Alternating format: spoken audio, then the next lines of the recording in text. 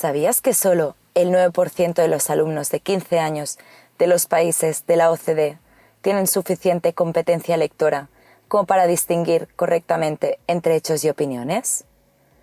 ¿Sabías que en las sociedades modernas es imposible tratar el conocimiento de la misma forma como se trata un producto físico, pues no se puede confiar en que cumpla una regulación que proteja al consumidor?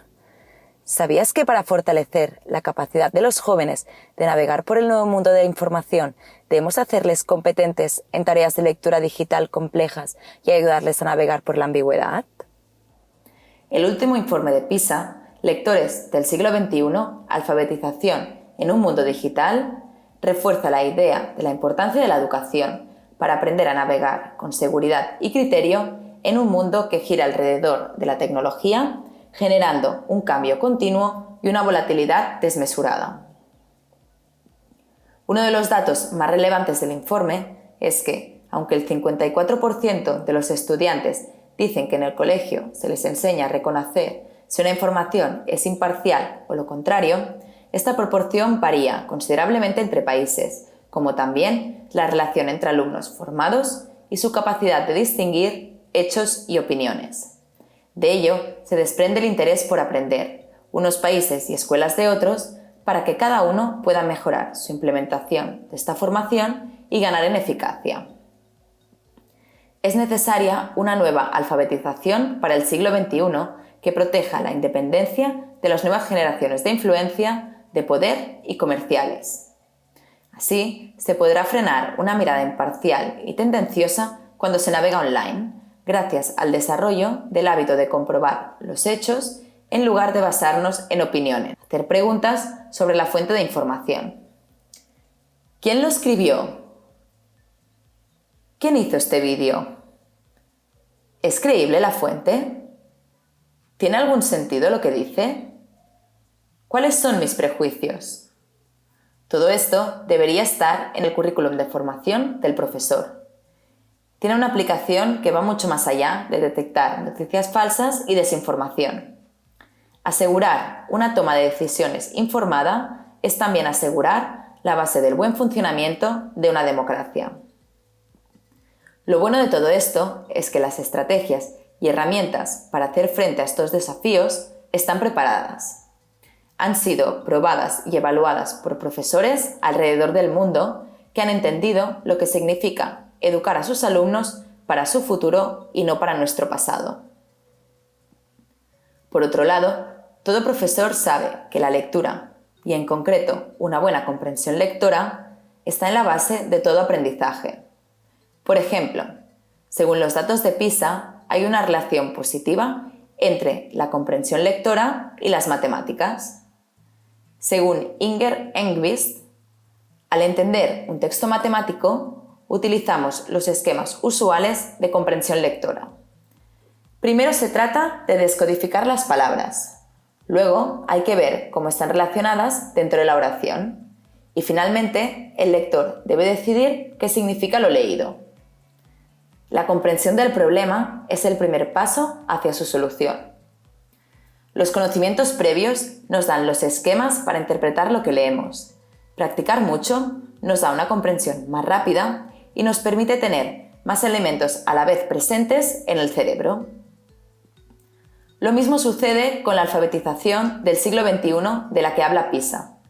Necesitamos un buen marco inicial de conocimiento para poder interpretar correctamente, además de un buen nivel de competencias básicas.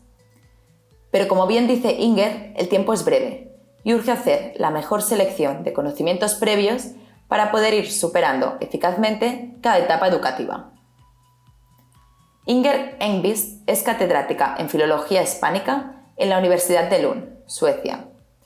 Es hispanista y ha sido miembro del Consejo de Educación Superior sueco. Ha dedicado su vida a la mejora de la educación, escribiendo, asesorando y visitando los mejores colegios del mundo. Ha elaborado un informe sobre la mejora de la formación docente para el gobierno de su país. En la siguiente entrevista, Inger Engqvist contesta nuestras preguntas sobre la mejora de la educación.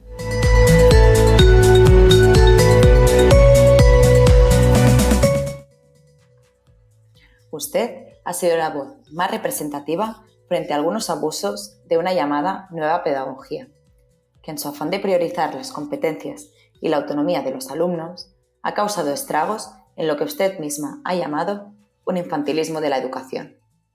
Con el paso de los años, la euforia hacia este tipo de pedagogía se ha ido equilibrando, y aunque pueda haber diferentes visiones sobre la relación entre competencias y conocimientos, hoy son pocos los que niegan la importancia clave del conocimiento para que se dé un aprendizaje competencial de calidad.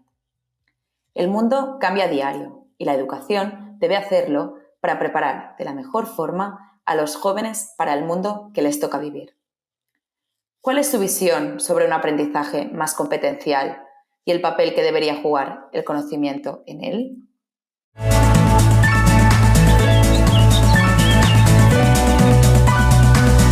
Bien, esa es la pregunta fundamental que nos hacemos en educación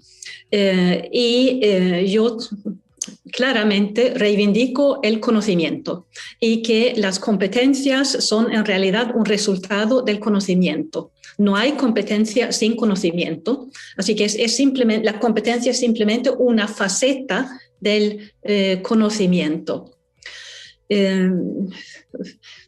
Es un poco sorprendente realmente el éxito del término competencia, porque es algo que siempre ha estado ahí. Lo que es nuevo es el término y no tanto lo que recubre. No sé qué más decir. Ha habido cierta falta de atención al conocimiento, porque se habla tanto de las competencias como si fueran algo diferente. También ha sido una reivindicación de lo práctico, pero lo práctico, el uso, siempre ha estado dentro. Es que yo vengo del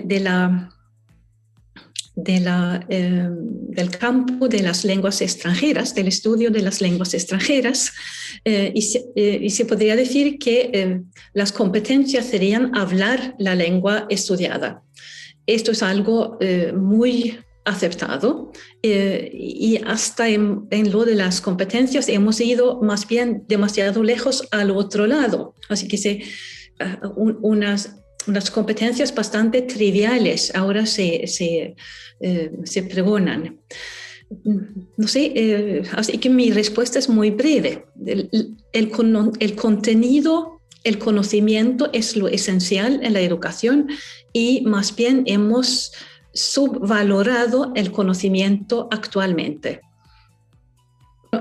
Hablamos en lengua de leer, de escribir, de escuchar y de hablar, pero no puedes hacer ni una cosa ni otra sin conocer la lengua en cuestión. Primero tienes que conocerlo antes de hablarlo, antes de escribirlo, antes de entenderlo cuando se habla. Entonces son facetas del conocimiento, pero no son nada nuevo, no son diferentes. Sabemos todos, los que estamos en el mundo de la educación, que en PISA se habla mucho de competencias. La OCDE habla mucho de competencias, pero en realidad tampoco ellos pueden inventar algo diferente del conocimiento. De vez en cuando se habla ahora de las competencias del siglo XXI, que serían diferentes. Por ejemplo, la creatividad o la comprensión crítica, pero sin conocimiento es imposible ser creativo.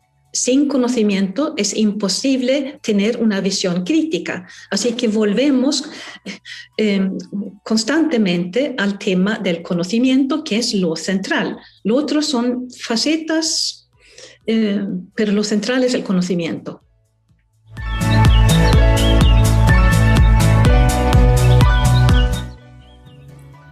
Usted ha vivido muy de cerca cambios metodológicos radicales en su país que en ocasiones ha habido que retroceder. Conoce en profundidad el constructivismo y también los avances científicos que la neurociencia ha aportado para una mejor comprensión sobre cómo aprendemos. ¿Cuáles son para usted las alertas o peligros de un constructivismo radical y cómo combatirlos sin renunciar a un aprendizaje de calidad a la medida de lo que necesita nuestro mundo actual?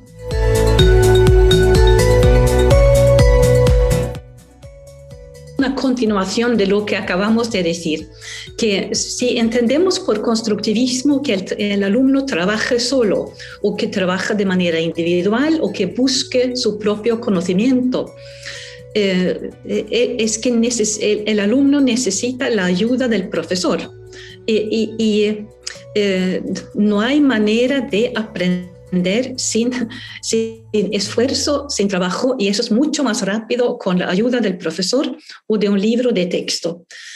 Y esto no ha cambiado. Por estar en el siglo XXI, no ha cambiado esta realidad.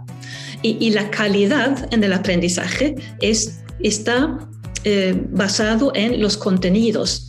El que tiene muchos contenidos, el que maneja muchos campos de estudio, el que maneja campos con cierta profundidad en su conocimiento, es el que también es creativo, es el que puede ser crítico, es el que puede colaborar.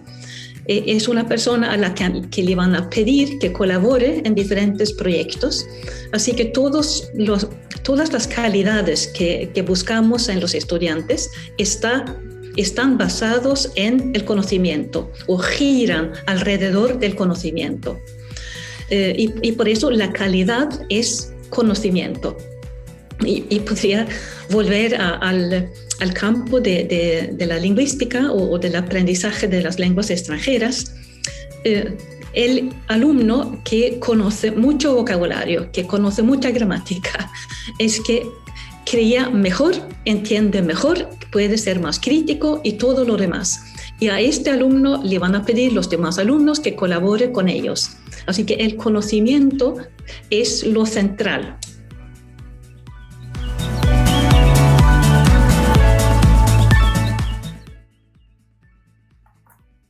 Al margen de las diferentes tendencias o modas metodológicas, ¿qué metodologías cree que merecen un lugar privilegiado en una pedagogía de calidad?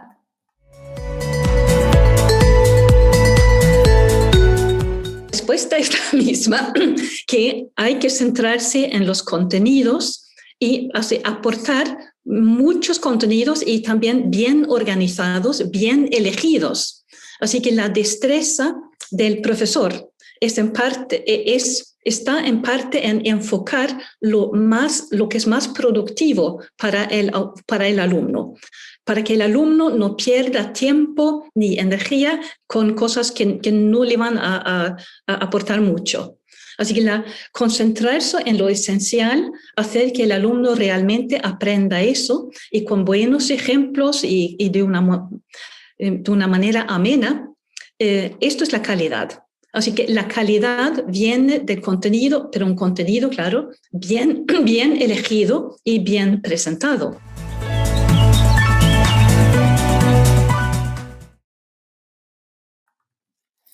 ¿Qué nos puede añadir sobre las metodologías activas y la cooperación frente a una metodología más tradicional?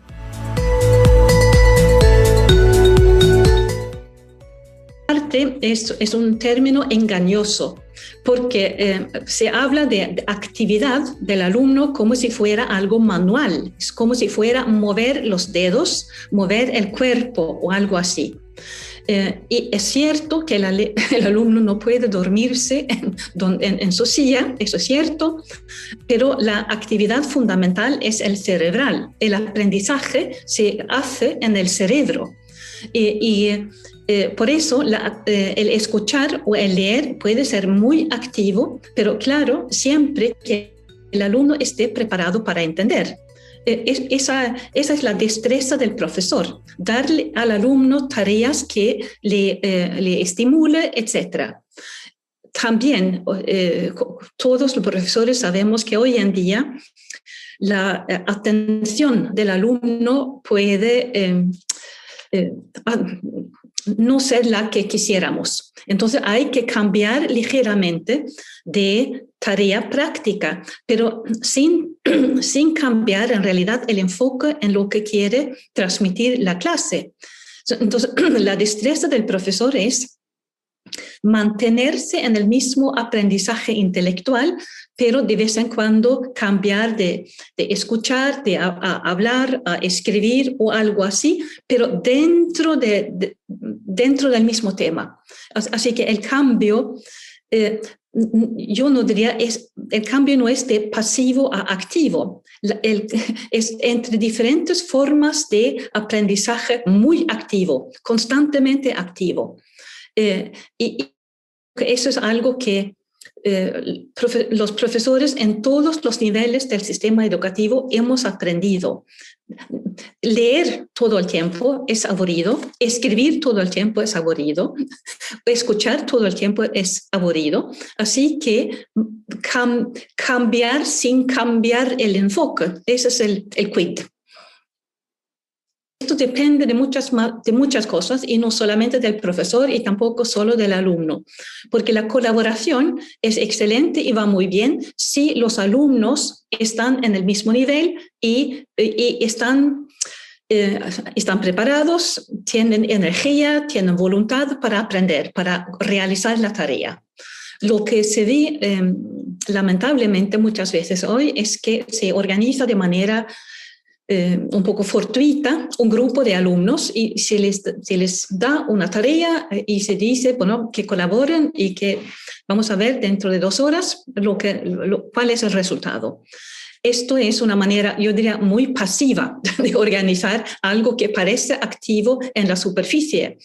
Para que haya realmente buena colaboración, lo ideal sería que los alumnos supieran cosas diferentes. Y que se pusiera en común un conocimiento preparado de diferentes formas y en que pudieran ayudarse mutuamente. Así que cada uno aportaría algo que no saben los demás. Así que preparar una buena tarea de trabajo en grupo es algo que exige mucha preparación por parte del profesor para que salga bien y sea realmente fructífero. De manera general, los profesores no siempre piensan en la eficacia del uso del tiempo. El tiempo es el bien precioso de cada profesor, de cada educación. Entonces hay que estar muy seguro de que lo que propongo ahora es mejor que otro tipo de tarea.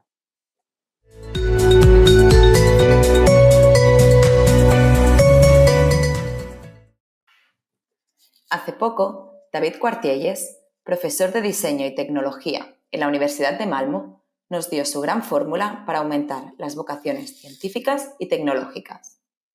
La fórmula mágica está en educar para la compensación a largo plazo. El gran problema es que los jóvenes de hoy no están dispuestos a dedicar tiempo y esfuerzo en estudios que requieren trabajar duro durante años. Como usted misma ha comentado en alguna ocasión, uno de los rasgos comunes de los países con buenos resultados en PISA es una cultura socialmente consolidada del esfuerzo y la importancia de la educación. El mismo programa PISA acaba de sacar un informe sobre la mentalidad de crecimiento o creencia en el que dice que nuestro éxito depende más del esfuerzo y persistencia que pongamos en conseguir algo que nuestro propio talento innato. ¿Nos podría comentar, desde su experiencia, en qué medida el valor del esfuerzo es vital en educación y algunas pautas para trabajarlo en las aulas y las familias?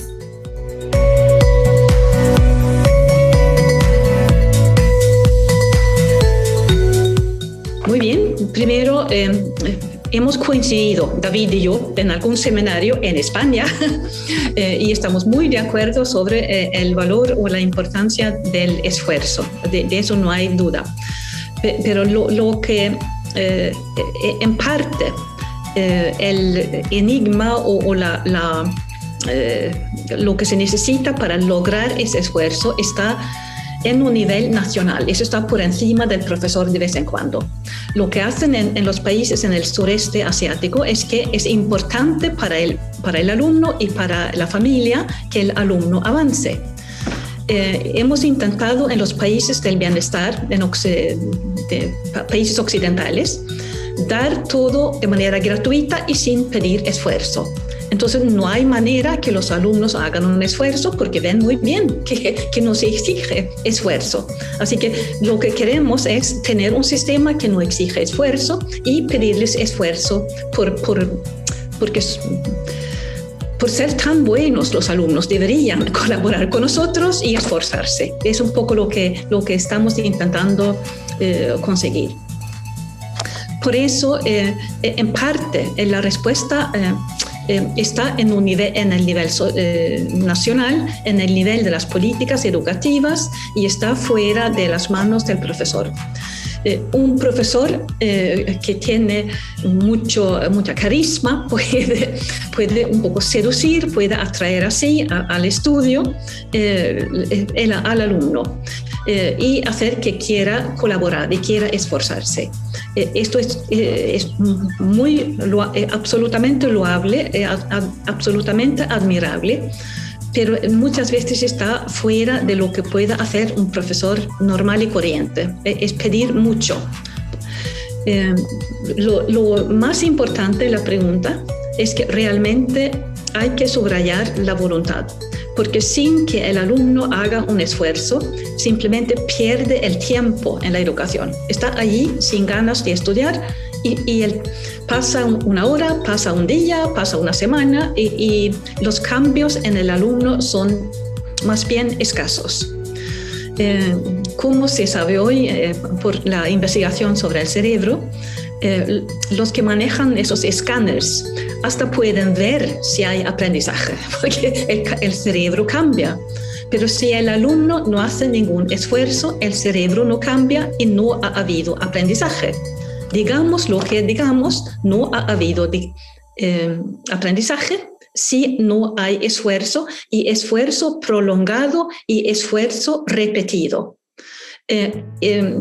Por eso, a propósito de la pregunta anterior de metodología, una metodología es ponerle a los alumnos una meta muy clara. Proponer un programa que les lleve allí con el esfuerzo del alumno también. Animarlo a seguir en el camino estrecho y compensarlo con algo, una buena nota, una sonrisa, las felicitaciones de sus padres cuando llegue al final. Se necesita el esfuerzo. Y es curioso porque todos los países occidentales solíamos ser países de esfuerzo. Eso se solía exigir esfuerzo. Y es una novedad que tiene que ver, creo yo, no tanto con la pedagogía, en parte con la pedagogía, pero sobre todo con las nociones del país del bienestar. Se piensa que lo podemos recibir todo sin esfuerzo, y esto simplemente no es así, es una equivocación. No se puede dar educación a quien no se esfuerza o se esfuerce. Eso es lo que hacen los colegios que tienen buenos resultados.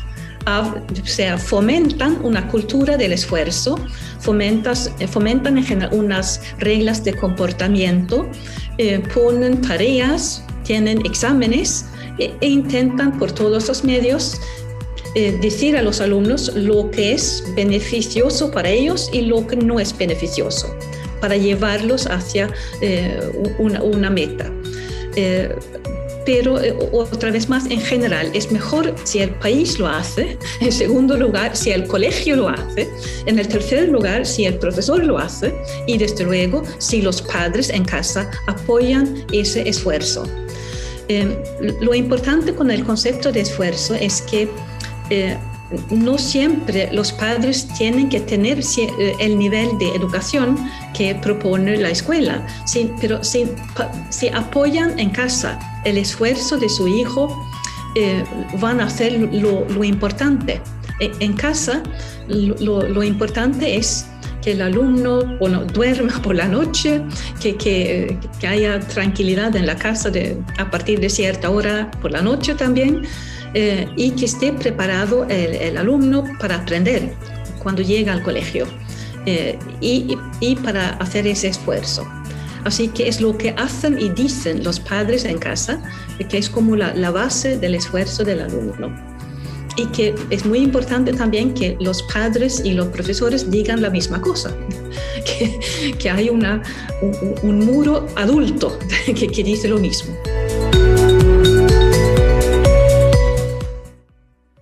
Durante sus ya 20 años de vida, el programa PISA ha evaluado siempre el nivel de lectura de los alumnos. En su última evaluación de 2018, enfoca muy especialmente la lectura a un nivel competencial y muy especialmente orientada a un pensamiento crítico. Un dato sorprendente del informe es la dificultad de los alumnos para distinguir entre hechos y opiniones.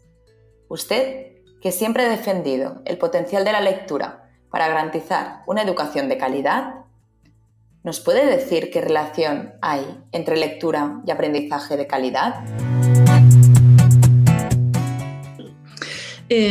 Primero, PISA, sí, pregunta por la comprensión lectora, siempre lo ha hecho. Y siempre lo ha hecho también normalmente las pruebas en el colegio. Otra vez más, estamos de vuelta en el aprendizaje y en los contenidos. Para que un alumno haga bien una prueba de PISA, por ejemplo, el alumno tiene que tener vocabulario, tiene que tener conocimientos generales, una cultura general. Tiene que estar acostumbrado a la lectura para extraer una comprensión de un texto. Así que estamos de vuelta en lo mismo. Mucho vocabulario, muchos conocimientos, mucha costumbre de lectura, porque no hay esto de la comprensión es algo que es el resultado de la lectura. Lo que tiene de particular la lectura en comparación quizá con las matemáticas es que se necesita, quizá no tanto, pero se necesita mucho volumen. Ahí estamos de vuelta en lo del esfuerzo. Se necesita mucho volumen de práctica en la lectura y en el estudio para tener una comprensión crítica. ¿Cómo hacer el aprendizaje de la lectura más efectivo y competencial? Esta es la misma, que no hay manera de entender bien un texto sin tener mucho vocabulario, muchos conocimientos generales y haber leído mucho.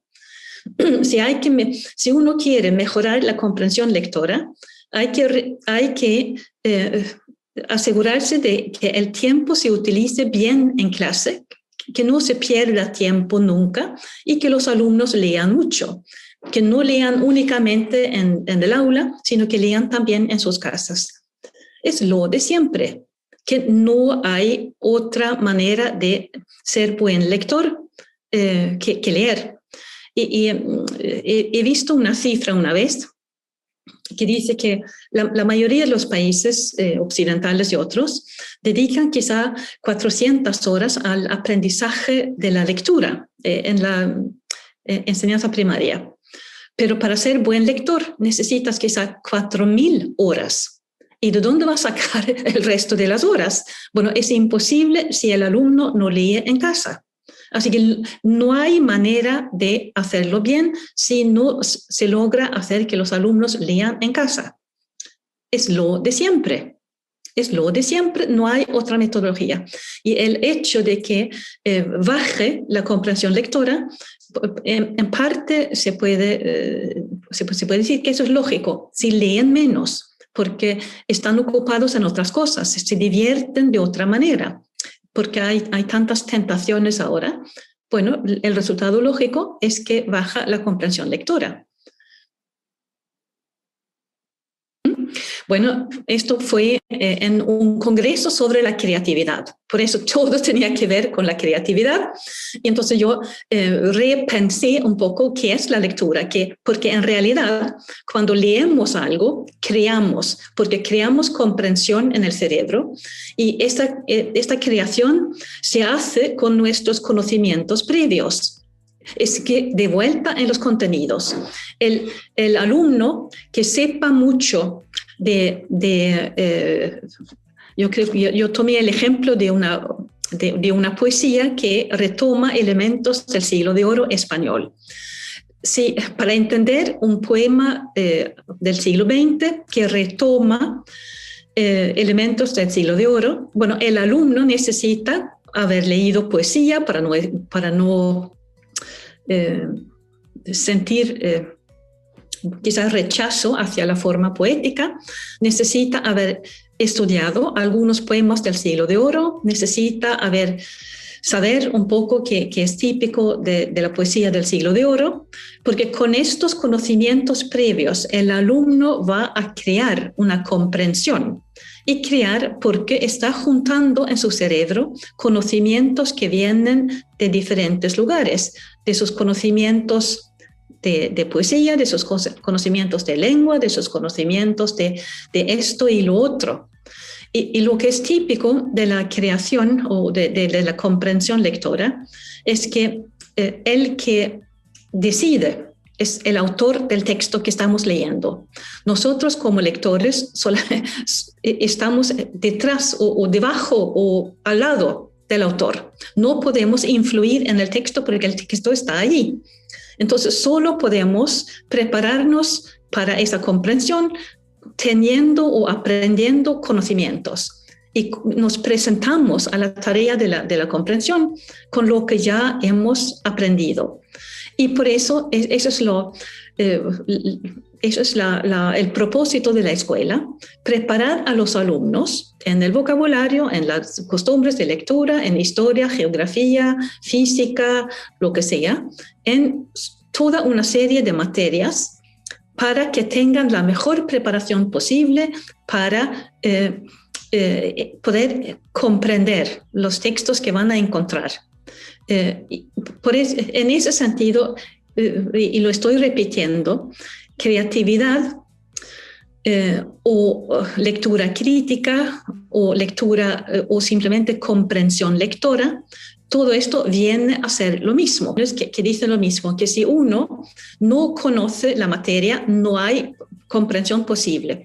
Lo más conocido es que dan a leer a un grupo de alumnos un texto breve sobre un deporte. Y si uno no conoce las reglas de este deporte, uno no entiende el texto. Y hasta si comparamos a un buen lector y un mal lector, pero que conoce el deporte en cuestión, siempre el que sabe las reglas del deporte va a comprender mejor el texto. Hay que comprender el contenido para comprender un texto sobre ese contenido. Es decir, que no hay manera de dar un rodeo al contenido. Solo un ejemplo. Dieron a leer a grupos de alumnos norteamericanos un texto sobre un señor llamado Jefferson Davis y les dieron textos un poco diferentes para ver si las características del texto hacían que había más o menos comprensión en los alumnos. Lo que resultó fue que lo importante era que supieran o no de antemano quién era Jefferson Davis. Así que la comprensión, uno podríamos decir que en vez de poner un nombre propio, hubiera podido poner una X y a ver lo que significa. Pero cuando hay un nombre propio, es que es tan importante para el resto que es el factor más importante. Sabemos que en PISA de vez en cuando intentan que esto no influya, porque inventan ranas rojas o azules o lo que sea, para que los nombres o las situaciones culturales no influyan en la comprensión. Y esto se puede hacer, es totalmente artificial y no es como funciona nuestra comprensión en la vida real. Pero sino al revés, la comprensión, lo normal, lo que casi siempre es el caso, que es nuestra comprensión previa del mundo, de la situación, de lo descrito, que explica o que echa las bases de nuestra comprensión. Así que lo mismo, contenido, lenguaje y costumbre de leer, etc. Que no hay pensamiento crítico si no entiendes de qué va. ¿Cómo ibas a poder criticar algo desconocido?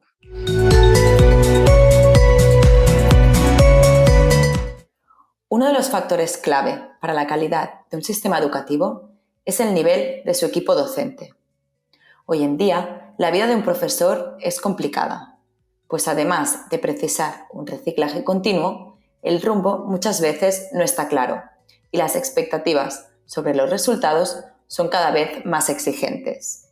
Usted, que ha preparado un informe para su gobierno y visitado muchos países, ¿podría decirnos cuáles son las claves para una formación docente de calidad hoy en día?